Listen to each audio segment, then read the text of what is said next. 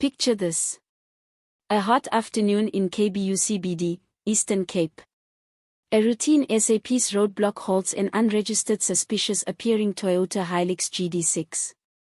But what begins as a simple traffic stop soon turns into a jaw-dropping revelation: a hijacked state car, unlicensed guns, and dozens of stolen cattle. This was no ordinary traffic stop. It was a stunning discovery.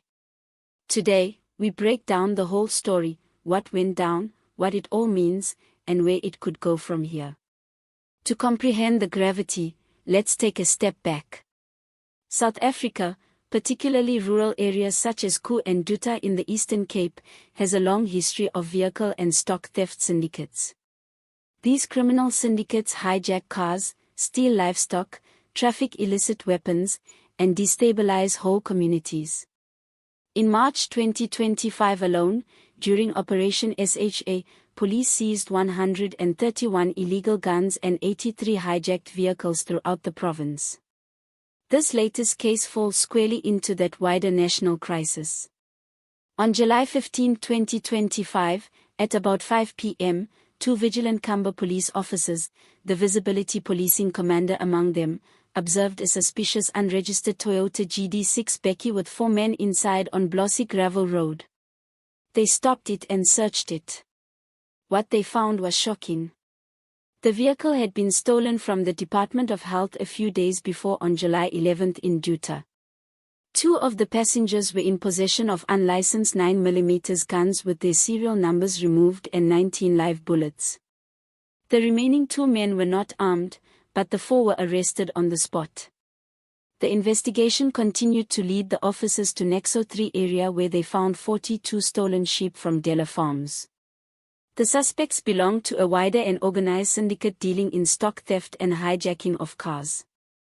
8 men were arrested in total and were to appear in the Qumbu Magistrates Court on July 17, 2025. The charges are hijacking, possession of an illegal firearm, and possessing suspected stolen livestock. This case is unique for several reasons. First, the effective coordination at different crimes connecting a hijacked government car, unauthorized guns, and cattle theft serves as an example of effective intelligence sharing among local officers, the Eastern Cape Vehicle Crime Investigation Unit, and District Command. Second, the stolen vehicle happened to be owned by a government department, which is indicative of deep concern regarding the security risks to public sector assets. Third, it brings attention to the greater rural crime problem wherein cattle theft prominently affects local economies and communities. The Eastern Cape District Commissioner, Major General Norman Modisha, commended the officers who were involved and reaffirmed SAPS's resolve to dismantle stock theft rings in rural areas. Livestock theft is not merely an economic crime. It's a matter of trust and trauma within communities. Recovery of the stolen animals might bring some relief, but the revival of public trust is an uphill battle. The hijacking of a government vehicle also points to possible internal corruption or systemic security breaches that need to be dealt with. In a similar vein, in the late July 2025 Operation Channel 2, police recovered 4 hijacked vehicles, including Hilux GD6S, and apprehended 2 suspects in Qumbu. These operations are indicative of prevailing trends: return of repeat model vehicles, repeat perpetrators, and police efforts zeroing in on important networks. The suspects are still in custody and they have serious legal charges against them.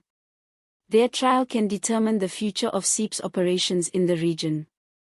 It is a clear message: criminal syndicates that operate across regions are on the radar, and collaborative efforts of law enforcement agencies are yielding results.